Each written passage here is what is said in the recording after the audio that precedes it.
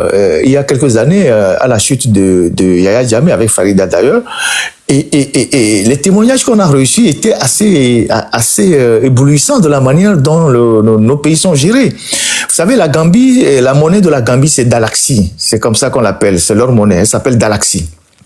Et pendant les années de règne et de toutes les dérives de Yaya Jammeh, tous les billets de banque étaient à son effigie.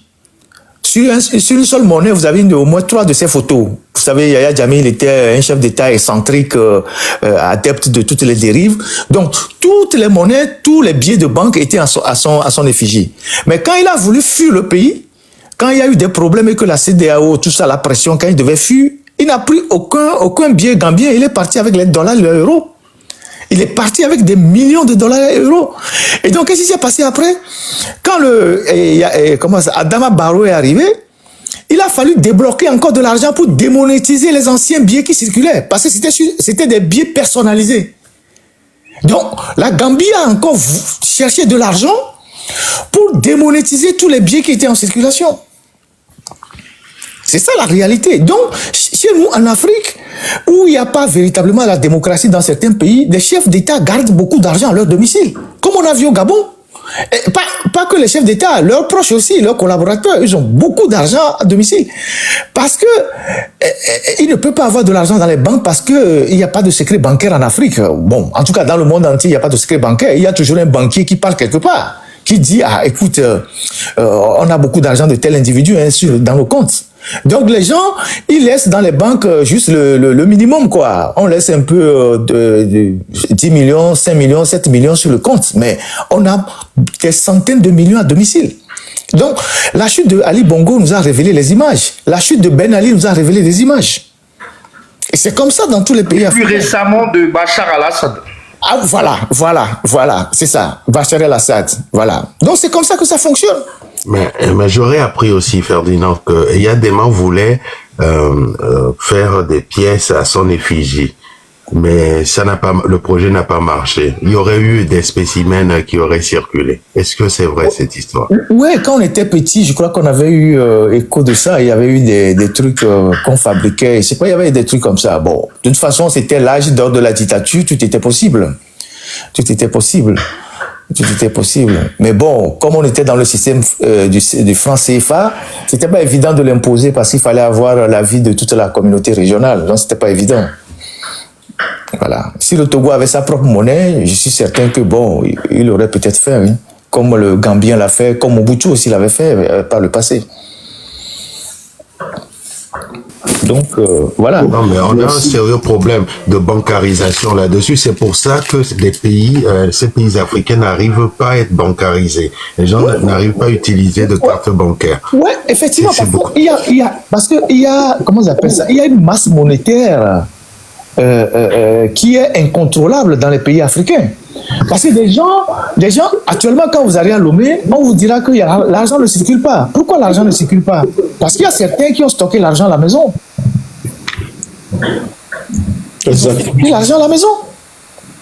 Parce que si l'argent était dans les banques, si l'argent était suffisamment dans les banques vont l'injecter dans la circulation. Donc les banques vont faire des prêts, les banques vont accorder des crédits aux gens, donc l'argent va circuler. Donc s'il n'y a pas suffisamment d'argent dans les banques, bon, les banques ne vont considérer que ce qu'ils en ont dans leurs réserves, en réalité. Mais les gens ont plus d'argent à la maison aujourd'hui que dans les banques au Togo. Mais j'ai été alerté. Ferdinand, vous aviez fait un live consacré à un ministre qui avait détourné 400 millions de francs CFA qu'on avait retrouvé dans son garage et dont 40 millions avaient été volés par son gardien. Et les journalistes qui ont révélé l'affaire ont été arrêtés, emprisonnés quelques semaines. Hein. C'est bien ça. Ouais, c'était pas moi, c'était quelques amis quelques confrères qui étaient à Lomé qui parlaient d'un ministre chez qui on aurait détourné de l'argent. Mais ça, c'est comment? Ouais, c'est des choses qui arrivent régulièrement. Hein? C'est des choses qui arrivent régulièrement. Alors, je disais tout à l'heure que j'ai été alerté, comme on gère des infrastructures ici, on a été alerté dans notre système Parce que vous savez, on a des procédures au sein des magasins. On a un système qui fait que si quelqu'un vient et veut payer en espèces uniquement plus d'un certain montant, on le signale. On le signale et ensuite on doit confier l'affaire au fisc français pour qu'il fasse des enquêtes approfondies sur cette personne-là. Et il s'est En fait France, que, c'est 7 000 euros. En France, oui, en France, il y a, c'était des Gabonais, des jeunes Gabonais qui sont rentrés dans un de nos magasins, je vais me taire le nom du magasin de l'enseigne, qui sont rentrés dans le magasin pour faire des achats en liquide. Et c'est des gens qui avaient des passeports gabonais parce qu'ils cherchaient la détaxe aussi sur ce qu'ils achetaient. C'est un magasin d'électronique. Et ils voulaient acheter en espèces écoutez bien, plus de 20 000 euros d'achat en espèces, en euros. Vous savez que c'est à cause des Africains et parfois aussi des réseaux de trafic de drogue que en Europe, on est en train de limiter l'utilisation des billets de 500 euros. Parce qu'en réalité, quand vous voulez voyager, quand vous avez des grosses coupures de 500 euros, vous avez 2, 3, 4 milliards dans une petite mallette tout de suite. Hein. Parce que 500 euros, vous avez 1 milliard tout de suite en quelques coupures de billets. Donc c'est contre tout ça qu'on est en train de légiférer. Parce que l'argent que les Africains ont, des chefs d'État africains ont ou leurs collaborateurs ont en Afrique en devises, c'est beaucoup plus des devises de 100 euros, de 500 euros, de 100 dollars. Et c'est ça qu'ils ont. Ils n'ont pas les petites coupures. Ils ont les grandes coupures pour que ça soit facilement, je sais pas comment dire ça, facilement transportable. Ouais, voilà, c'est ça. Mais doit-on rappeler que lors de la tentative de coup d'État survenu au Burkina, il avait été alloué 1 milliard de francs CFA avec 38 valises, et quand je parle de valises, c'est des grosses valises, hein. Avec 38 valises, on n'avait pas atteint les 1 milliard. Donc, ils n'ont montré que 38 valises, il y avait d'autres valises derrière. Donc, comment peut-on transporter autant d'argent avec 38 valises pour 1 milliard de francs CFA? C'est là où je vous dis, c'est là où nos ambassades jouent un jeu. Les ambassades, avec leur histoire de valises diplomatiques, transportent ces devises-là pour venir ici. Parce que n'importe qui ne peut pas se lever du Togo et prendre l'avion avec 1 million d'euros sur lui, en espèces. C'est pas possible. Il n'y a qu'un diplomate qui peut faire ça. Personne. Voilà. C'est vraiment grave ce qui se passe. Mais quand même, actuellement, il se passe quelque chose aux États-Unis. J'aimerais que Faux Ferdinand nous donne son avis sur l'affaire, le décret que Trump a signé, qui veut geler les avoirs de tous les présidents africains qui sont sur les États-Unis et interdire à leurs enfants de poursuivre leurs études sur le territoire américain. Est-ce qu'il a vraiment signé? Je ne sais pas encore. Les gens m'ont envoyé ça et bon, je n'ai pas encore vu vraiment le décret. Moi, ça m'a l'air de plus d'un fake news. Oui, c'est ça. Donc, je n'ai pas encore la certitude que il a signé ça parce que je ne sais pas au nom de quoi il interdirait aux enfants des chefs d'État de venir étudier aux États-Unis. Je sais pas, c'est pas possible. Je sais pas. La fille de Bill Clinton a étudié en Afrique du Sud, hein. Donc, je ne sais pas pourquoi, au nom de quoi il le ferait.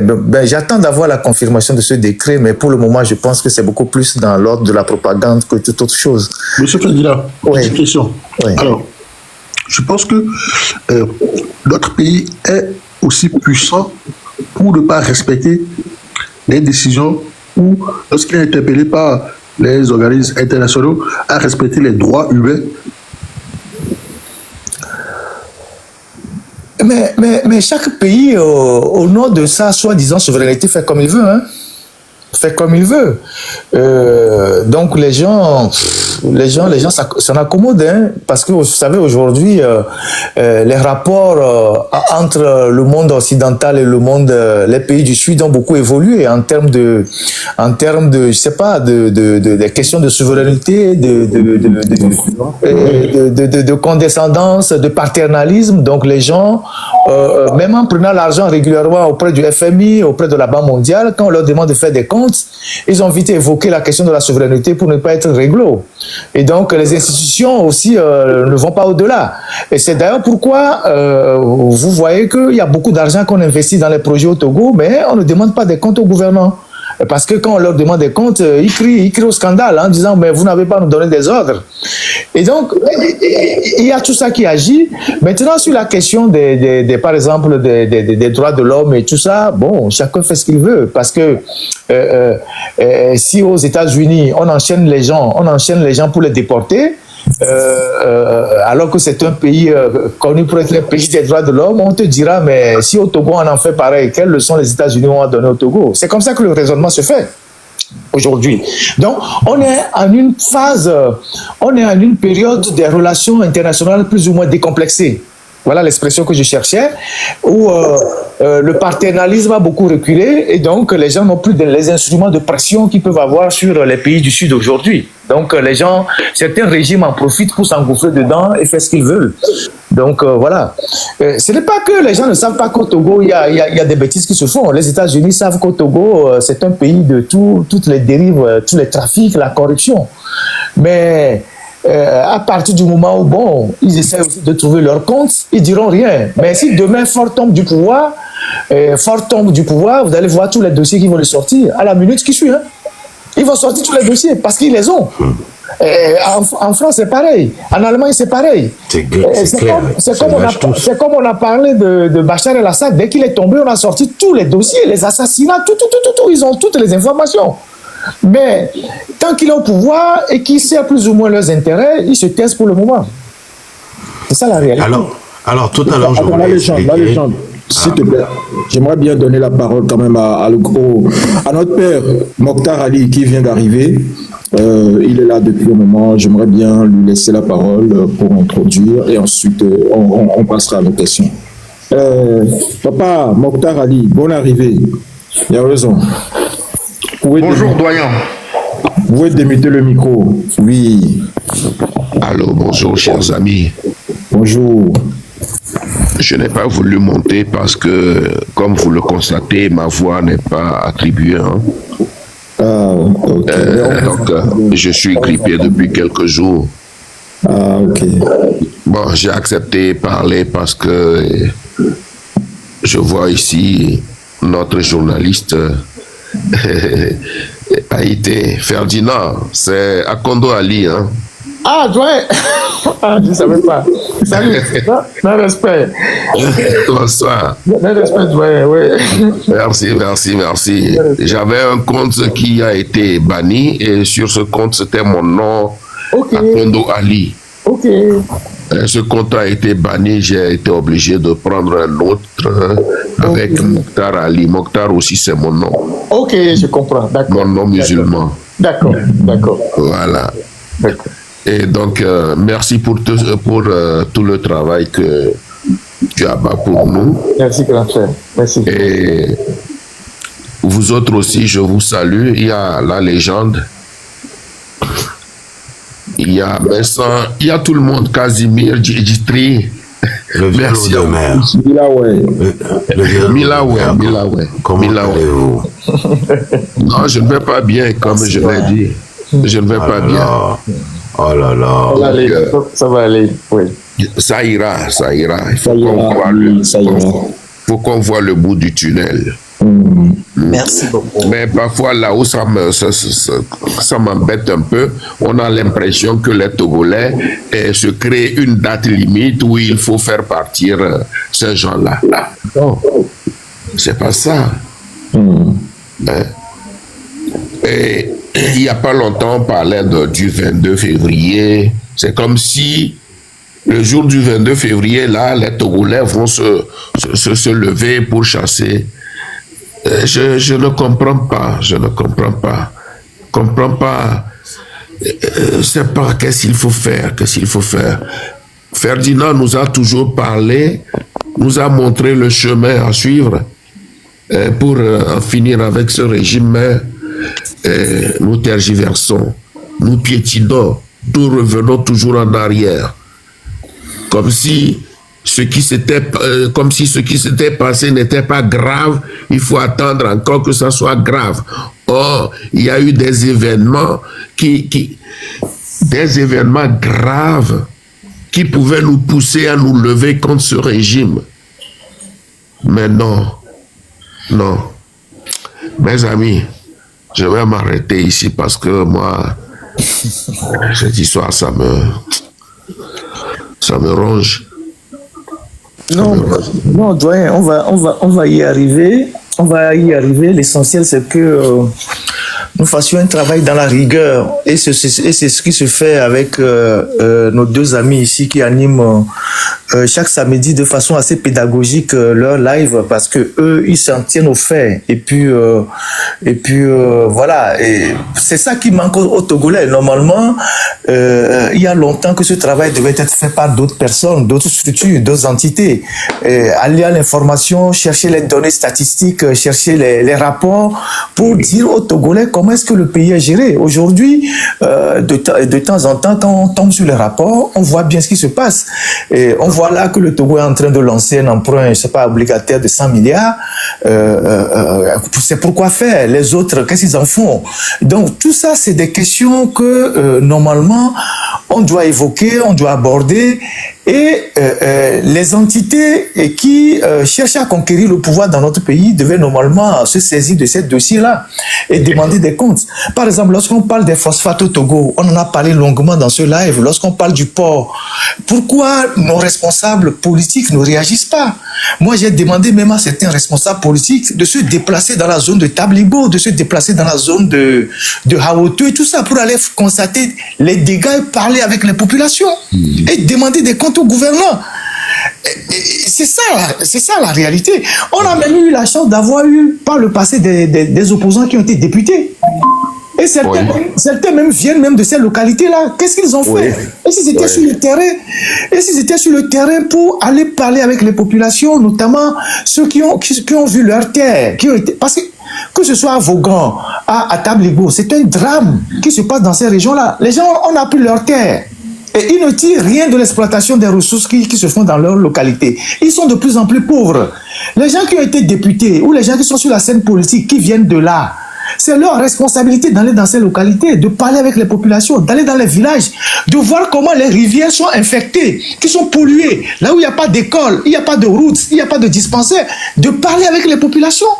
Et de venir faire même une conférence de presse pour parler au peuple en disant je suis allé dans telle localité, voilà ce que j'ai constaté, voilà les images, c'est inadmissible pour notre pays.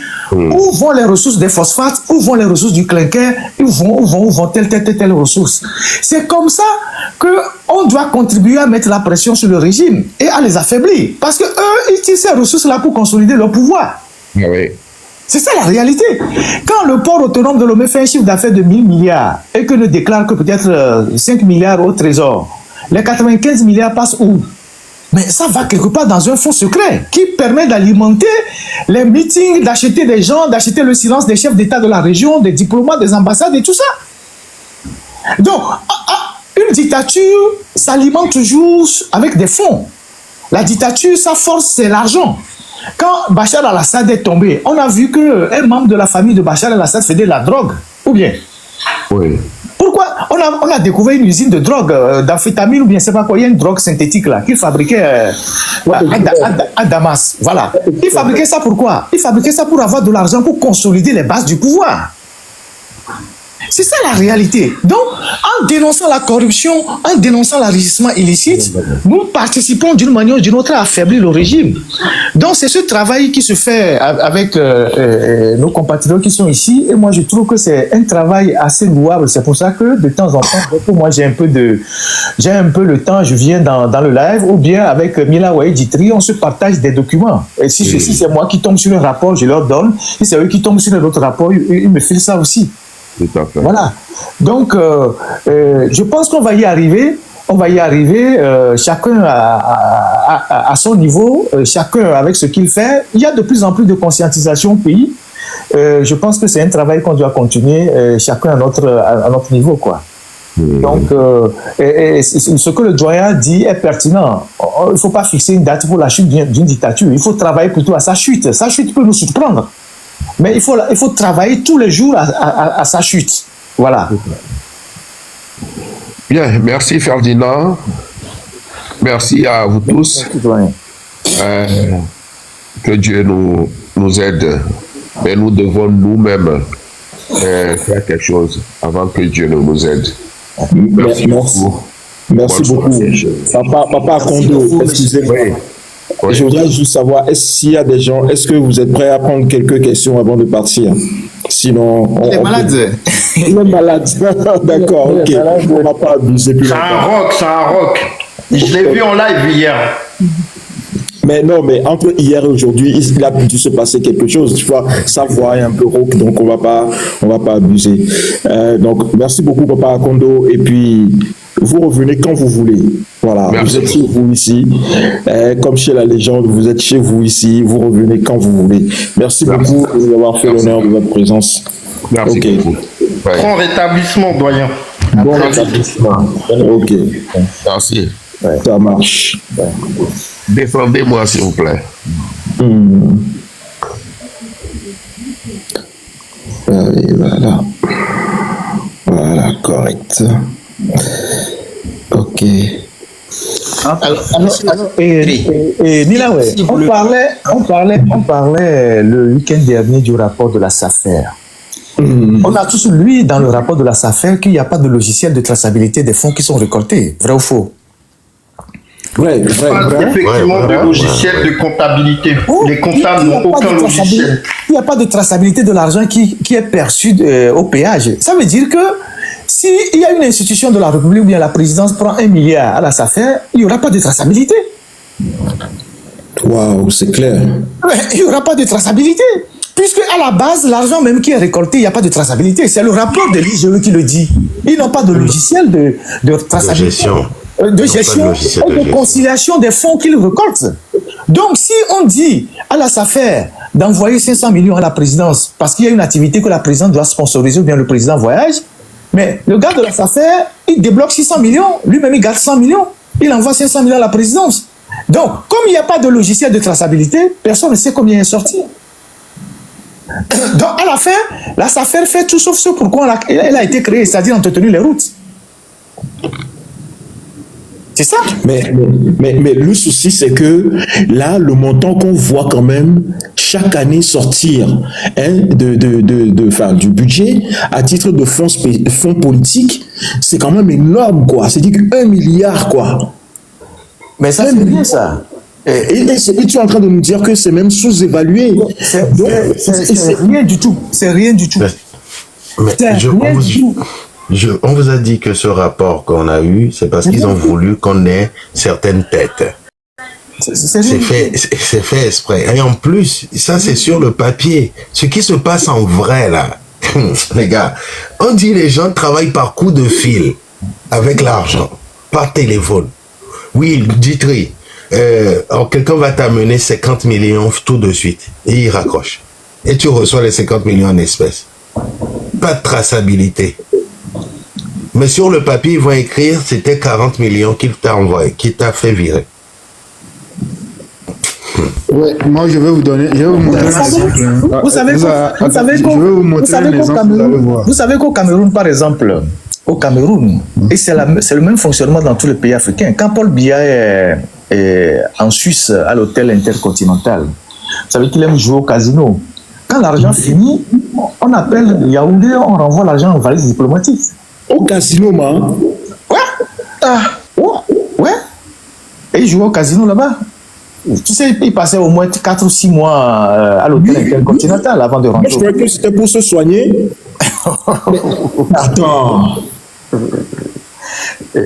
Mais il y a quelqu'un à Lomé aussi qui joue au casino. Hein. Il ne sait pas s'il continue pas à jouer, vous comprenez? Naouma, Allez savoir pourquoi Lydia lui dit que c'est installé au Togo, vous allez comprendre. Il y a beaucoup de choses aussi sur ce dossier-là. Lydia Ludic, si vous n'avez jamais entendu parler de cette entreprise... Oui, grand frère Ferdinand, vous avez d'ailleurs fait un article, je ne sais pas si vous vous rappelez, sur Lydia, comment s'appelle le nom de... Oui, Lydia Ludic, c'est un... Lydia Ludic. Un truc de jeu, Ignacingo était actionnaire dedans. Apparemment, ils ont fermé maintenant. Je pense qu'il y a eu des problèmes et puis la Lonato a récupéré aussi un certain nombre de leurs, tout ça là. Donc voilà, donc tu sais, c'est terrible ce qui se passe dans notre pays. Ça dit que le pays, beaucoup de pays africains où il n'y a pas d'instruments de contre-pouvoir et de contrôle sont gérés comme des pays archaïques. C'est l'argent cash qui circule. Il n'y a rien du tout. Il n'y a rien. En 2025. Oui. C'est de l'argent cash. Quand même, faut Ferdinand, moi il y a quelque chose qui me frappe hein, quand même, parce que et tous les dimanches pratiquement, vous prononcez au moins une fois pendant les 5 heures de live pratiquement le mot mafia. Mais c'est géré comme une mafia le Togo, parce que dans une mafia, il n'y a pas de traçabilité, il n'y a rien. Tu as tout compris. En fait, ce qui se passe au Togo, c'est pas un système politique, c'est une mafia. Et vous allez voir que dans une mafia, vous qui, ceux qui sont habitués à lire les livres sur la mafia fonctionne en clan. Et chaque clan travaille au profit du chef qui est au sommet. Et donc dans la mafia, on ne punit personne. On ne punit personne sauf ceux qui transgressent les règles en interne. On les punit à un moment donné et puis après on les réintègre si ils font amende honorable. À l'instar de Katanga et les autres. Donc, c'est comme ça la mafia. Donc, tout le monde travaille, tout le monde est au service du chef. Donc, vous comprenez que depuis 20 ans, avec tous les scandales financiers que le Togo a connus, les trucs de corruption, on n'a jamais arrêté personne. Parce que tous ces gens-là travaillent pour l'intérêt de quelqu'un et ils se servent aussi eux. Donc, c'est ça la réalité, c'est pas un système politique. C'est pas un système politique en réalité. Bon, la politique, c'est la face visible. Dans le fonctionnement réel, c'est une mafia. C'est-à-dire que c'est des clans, des cellules de pouvoir qui se regardent en chien de faïence. C'est plusieurs clans autour du chef. Plusieurs clans autour du chef. Parfois, ils peuvent être des clans concurrents, contradictoires, mais ils tous travaillent pour l'intérêt du chef. De temps en temps, s'il y a certains clans qui veulent être plus réalistes que d'autres, on essaie de frapper dedans pour calmer les gens. D'accord. Vous voyez ce que je veux dire? C'est exactement la configuration des mafias. Et que dans la mafia, tu as toujours le boss, et puis tu as la famille, la famille Corleone, je ne sais pas quoi. Il y a les lieutenants, les sous-lieutenants, et puis après il y a les comment on les appelle. C'est une réalité au Togo. Il faut Ferdinand, à la lecture des éléments que vous nous annoncez là, est-ce que Bawara là, ça serait pas le bras droit du parrain? Mais vous avez le clan des Bawara, vous avez le clan de la première ministre là, vous avez le clan de, comment il s'appelle l'autre là, Ingrid Awade, vous avez le clan des colonels aussi, ils ont dans le clan des colonels, vous avez plusieurs clans encore, des généraux là, vous avez plusieurs clans encore, vous avez le clan des enfants des barons. Et dans le clan des enfants des barons, il y a d'autres clans encore. On les a schématisés. J'aurai l'occasion de vous montrer tout ça. Comme ça, vous aurez un aperçu de ce qui se passe au Togo. En fait, et c'est des gens qui ne s'aiment pas, qui sont en concurrence. En fait, ils sont permanemment en concurrence. En fait, il y a une enquête qu'on va publier d'ici fin mars au début avril. Je l'avais annoncé depuis longtemps sur... vous voyez comment, ceux qui lisent la Bible, comment le roi Salomon... il a constitué son royaume, sa puissance en prenant les femmes un peu partout dans toutes les communautés et toutes ces communautés-là travaillent à maintenir ce trône-là. Donc on a fait un travail de collecte de données assez intéressant sur ces genres... C'est un peu comme le clan Gnassingbé, quoi. Comme vous voyez en anthropologie, un arbre généalogique qui a marié, qui a pris la femme dans quelle ethnie, qui a fait ci, qui a fait ça. Et donc, on a réussi à collecter un certain nombre d'informations depuis 2 ans. Maintenant, c'est bon. On est en train de faire l'infographie. Et vous allez voir que tous ces gens-là qu'on va montrer dans ce document, qu'on va publier dans début avril, travaillent à maintenir le régime. Je donne un exemple. Si tu es une femme d'Anéron et que tu es mariée à la famille Gnassingbé, et même tu viens d'une grande famille Anéron qui est connue comme une famille opposant au régime de Gnassingbé, le jour où il y a des problèmes, on va dire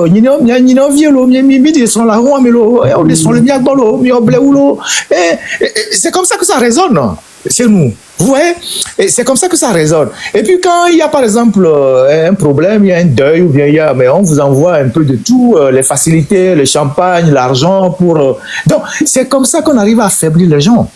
Vous voyez. Et donc la lutte au fait. Pardon? As-tu la lutte au fait? Oui, c'est ça. Donc c'est ça. Et dans ces familles-là, ce n'est pas pour rien que les Gnassingbé sont partis marier des gens dans les familles, des grandes familles. Et qui sont connus comme des familles qui étaient opposées au régime. En fait, c'est une manière d'affaiblir ces familles, c'est une manière aussi d'avoir des espions dans ces familles, parce que dans ces familles, vous avez des gens qui sont à la fois dans le régime et dans l'opposition. Le cas des Amorins. Donc, vous prenez les cas comme ça, vous voyez. Et donc, il y a tellement de choses. Il y a tellement de choses intéressantes qu'on va sortir dans cette enquête-là, que vous allez voir, et c'est sur l'ensemble du territoire, hein. C'est pas seulement à Palimé vous en avez, à Tchévier vous en avez, un peu partout vous en avez. Donc, les gens se réunissent en famille en fait. Et vous allez constater que vous avez quelqu'un qui est en intimité dans la famille présidentielle, qui a peut-être un parent qui est à la tête d'une grande entreprise ou qui est dans une autre institution de la République, qui prend les décisions. Donc, vous avez des gens comme ça et qui se réunissent et qui décident. Et donc, quand il y a les enjeux du pouvoir qui arrivent, on passe des coups de fil, on dit mais c'est la famille, il faut faire ci, il faut faire ça, il faut faire ci, il faut faire ça. C'est comme ça que ça se passe. Et donc, ce travail-là aussi, c'est un travail qui devait être fait depuis longtemps pour essayer de voir comment on règle le problème. Exactement. Il faut identifier tous ces réseaux et les fragiliser, effectivement. Ouais.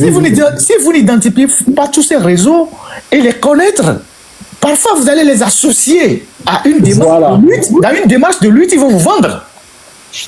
Voilà. Ferdinand, tu as tout compris. Parce qu'ils font aussi du renseignement. En s'infiltrant dans les familles, ils font du renseignement à l'intérieur des familles. Voyez-vous. Parce que les gens se réunissent, après ils font des conseils de famille, ça parle en famille. Faux Ferdinand, à la lumière des événements que vous nous donnez là, n'est-ce pas là le fameux adage, le diviser pour mieux régner? Ce n'est pas diviser pour mieux régner, c'est pas ça. C'est pas ça. Ça, c'est diviser pour mieux régner, c'est s'approprier. C'est autre chose. S'approprier. Ici, c'est des alliances pour la conservation du pouvoir. C'est des alliances plutôt. C'est des alliances pour la conservation du pouvoir. Vous voyez ce que je veux dire? Regardez, vous prenez par exemple. Qui a son micro ouvert là? Vous prenez par exemple.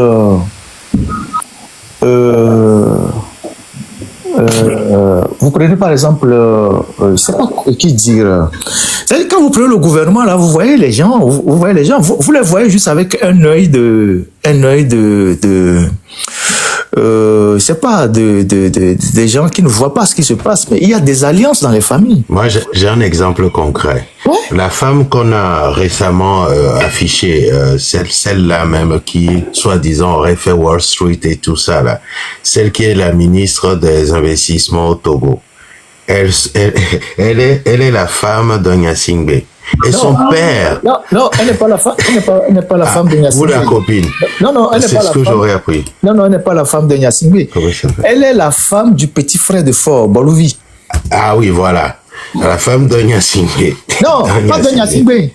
Non. Ah, d'un Bolouvi. Bah oui, le demi-frère de Fort qui a été cité dans l'affaire de Bolloré. Oui, celui qui voilà, a un salaire, un salaire sans travail. Il est député d'Agou. Il est député à Agou. Et sa femme se trouve être la ministre de l'investissement. Vous voyez ça?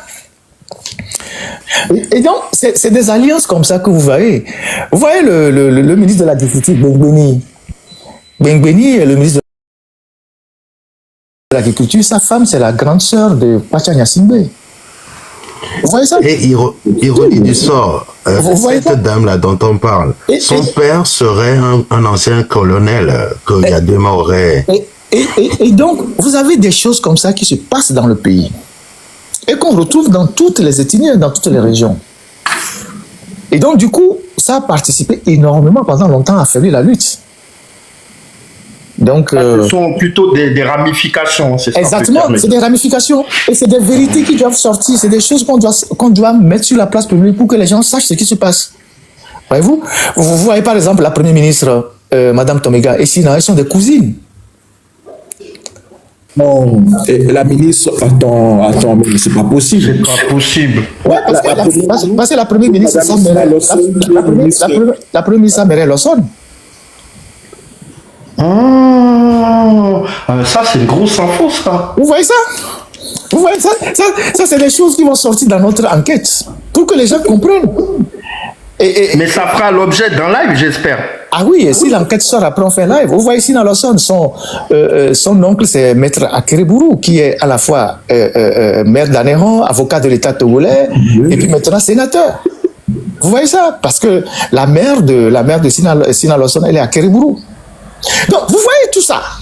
Oh là là là là là là là là. Vous voyez tout ça. C'est Donc, énorme. C'est incroyable. Hein? c'est des choses que vous devez savoir.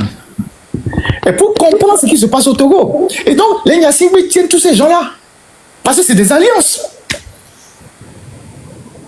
C'est ça la réalité.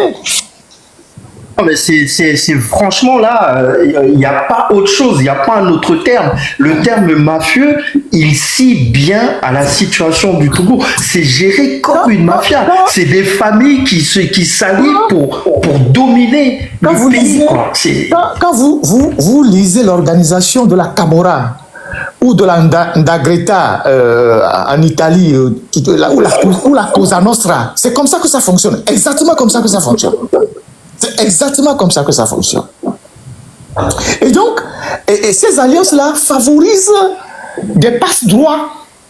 Tu vois, par exemple, Ditri veut faire une affaire à Lomé, alors que Ditri est opposant, il est contre le régime, il est peut-être un peu fatigué, il veut aller faire une affaire à Lomé. On va dire, mais tu as ta cousine dans le gouvernement, il faut aller frapper à sa porte.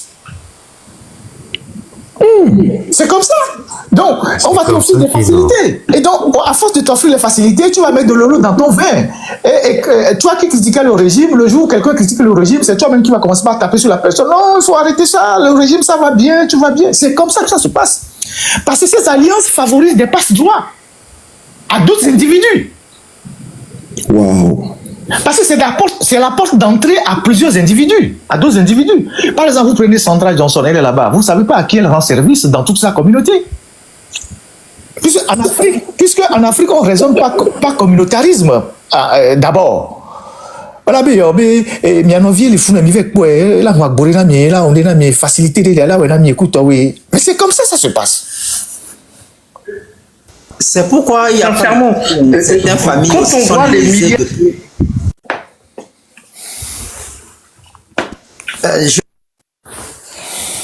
Oui, Casimiro, vas-y.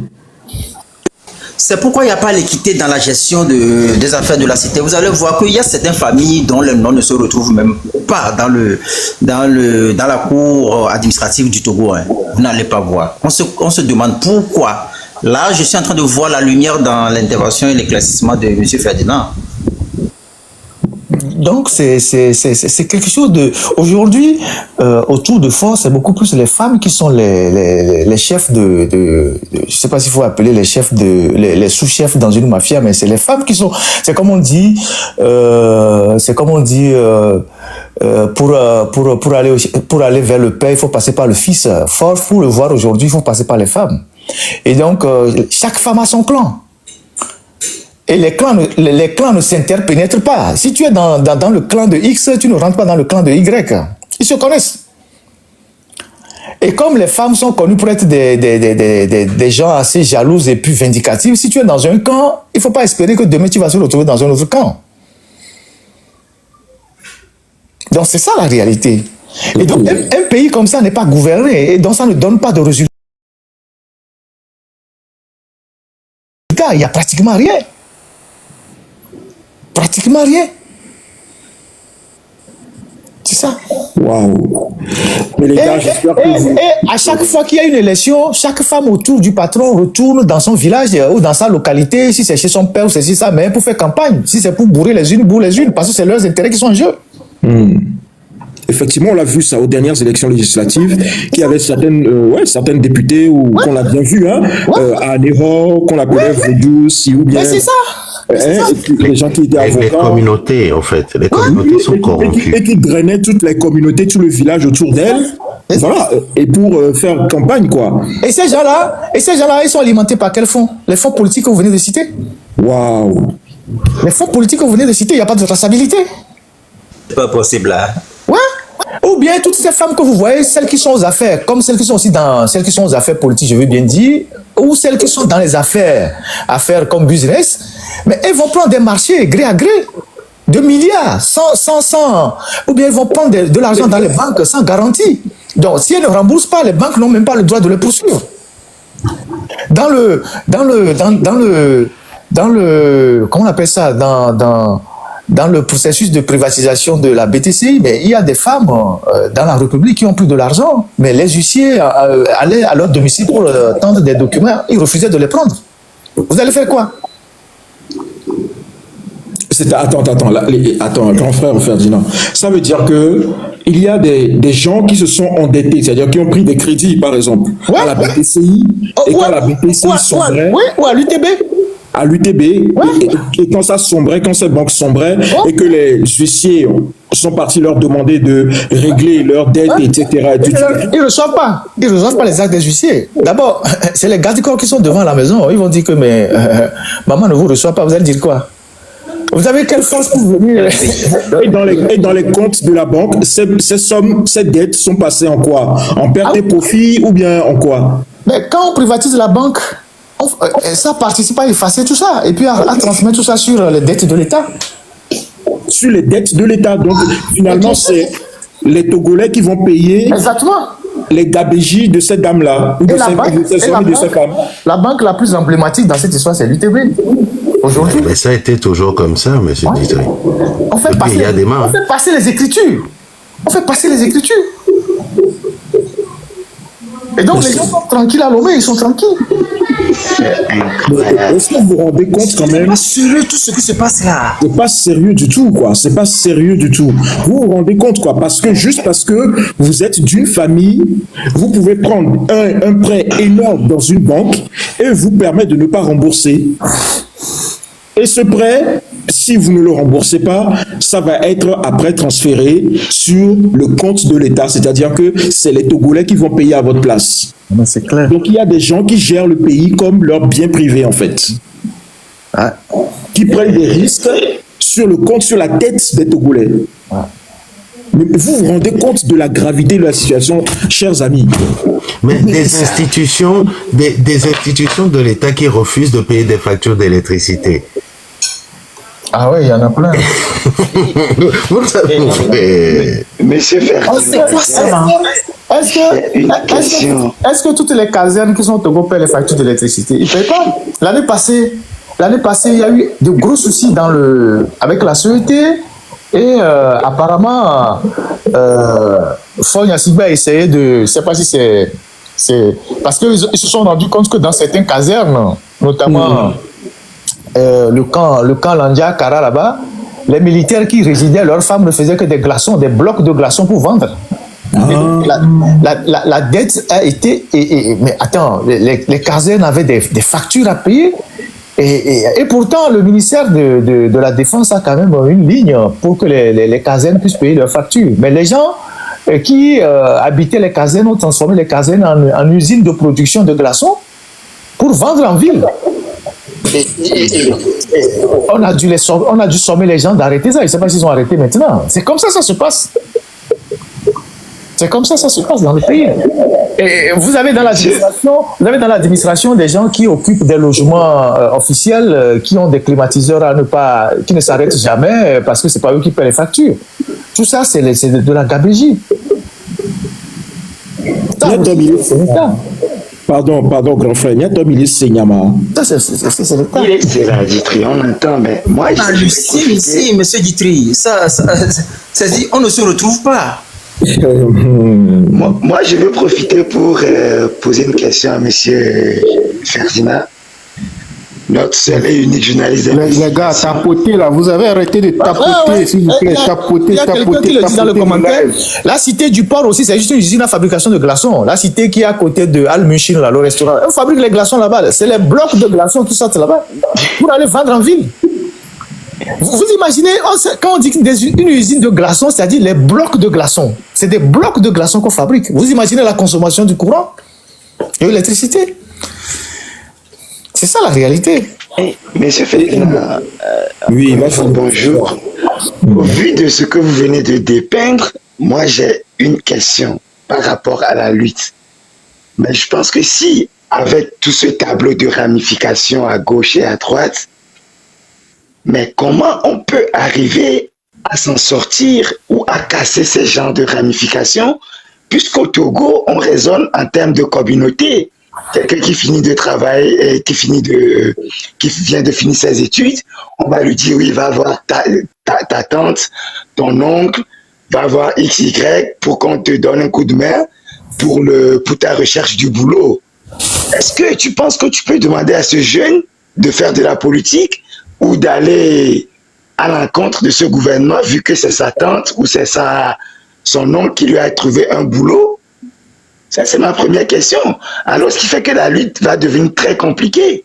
Parce que c'est là où tes parents vont te dire « Oh, bah, donne politique, mais molo. » Parce qu'aujourd'hui, on n'a plus de base, que ce soit les gens d'Aplaou, avec les Gomado, les gens de Baie, les gens de Anéko, n'en parlons plus avec les Lawson, les gens de Vaughan, n'en parlons plus, les gens de Cara, les gens de Palimé. On n'aura plus de base, en fait. Pour l'opposition, il n'y aura plus rien. Il n'y aura pas, je peux dire, de base arrière pour cette lutte, comme l'était à l'époque Hébert, comme a été Anéro, comme a été Palimé, Sokodé, entre-temps. Donc ça va devenir compliqué. Comment faire pour casser toutes ces ramifications, en fait? Ça, c'est un peu ma question, parce que ça rend encore ce que vous venez de dire, ça rend encore la lutte plus compliquée. Non, je pense qu'il faut pas désespérer, il faut pas être pessimiste. Le régime actuel, il est très faible, qu'on ne l'imagine. Hein. Ils sont très frileux, ils sont très faibles. Et c'est naturel parce que au bout de 60 ans de règne, on n'a plus rien à démontrer. Aujourd'hui, le régime du Togo ne fera pas de miracle, ils ne feront plus rien. Ils vont juste faire tout ce qu'ils sont en train de faire là, le saupoudrage, le colmatage, parce que le régime est lui-même plongé dans ses propres contradictions. C'est-à-dire, si vous prenez l'image d'une structure qui est dans ses propres contradictions, elle est tirée vers le bas par ses propres contradictions internes. Donc, c'est un régime fondamentalement corrompu, qui n'a plus d'ambition, il n'y a plus de vision, il n'y a plus de projet. Donc, ils feront pratiquement rien. Tout ce qu'ils vont vouloir faire, ça va se terminer par un échec. Voilà. Et donc, c'est pour ça que il n'y a rien d'extraordinaire qui se fait aujourd'hui au Togo. Même s'ils décident demain de construire un hôtel, vous allez voir qu'ils vont construire un petit hôtel. S'ils veulent faire une route, ils vont faire une petite route. C'est pas comme dans les autres pays, on porte de grands projets. Parce que le régime ne s'est pas renouvelé pendant des années. Donc, il est plongé dans ses propres contradictions. Après, il faut savoir que le rejet du régime par les populations peuvent, à un moment donné, être un coup fatal pour le régime. C'est parce qu'en face aujourd'hui du régime, il n'y a pas suffisamment de gens rigoureux, organisés pour donner le coup de grâce au régime, ce qui fait qu'on a l'impression que le régime est tellement fort. Maintenant, sur la question du communautarisme que le régime a cultivé pendant des années, c'est à nous de convaincre les gens de sortir de ce schéma-là. En fait, c'est bien conçu. C'est bien conçu pour instrumentaliser les gens. Vous voyez, quand vous prenez les gens, la plupart des barons du régime, et notre enquête va le démontrer, la plupart des barons du régime, que ce soit les militaires, les officiers, les grands officiers, les colonels et tout ça, leurs femmes sont généralement du Sud. Vous êtes d'accord avec moi? En commençant par les Nyasingbe, la plupart de leurs femmes sont du sud, de la région méridionale du Togo. Mais le jour où il s'agit de la question de pouvoir, ils vont dire à leurs frères, ah, méfiez-vous des gens du sud, ils ne vous aiment pas. Mais ils ont des enfants avec les femmes du sud. Ça, c'est une instrumentalisation politique. Et quand vous voulez apercevoir cette instrumentalisation politique, il suffit d'aller dans les funérailles. Quand il y a des funérailles, vous pouvez les faire part. Vous voyez les familles qui sont alignées. Et vous voyez en réalité que pendant des années, il y a eu un brassage sur l'ensemble du territoire togolais. Alors, s'il y a eu un brassage sur l'ensemble du territoire togolais pendant des années, pourquoi la question ethnique est toujours là? C'est parce qu'il y a des gens qui l'instrumentalisent à des fins de conservation de pouvoir. Ça aussi, c'est de notre responsabilité de parler aux gens, d'expliquer les choses aux gens et de leur dire, il faut aller au-delà de cette question-là. Moi, j'ai parlé dimanche de Sunu Bank. Vous savez, il y a 2 personnes qui sont rentrées dans mon inbox pour dire non, pourquoi tu te bats pour autant sur cette histoire que à Sunu Bank là-bas, il y a plein de gens qui sont des comment je dirais ça, que la majorité des gens qui sont là-bas sont nos frères de Tapan, Moba, qu'il y a un de leurs frères qui est passé là-bas qui les a recrutés en masse. Je dis mais c'est des Togolais. C'est pas parce qu'ils sont des Moba que je ne dois pas parler de la banque qui est en déroute. C'est des Togolais qui sont là-bas. Vous voyez la conception des gens. Vous voyez la conception des gens. Et donc, il faut sortir de ce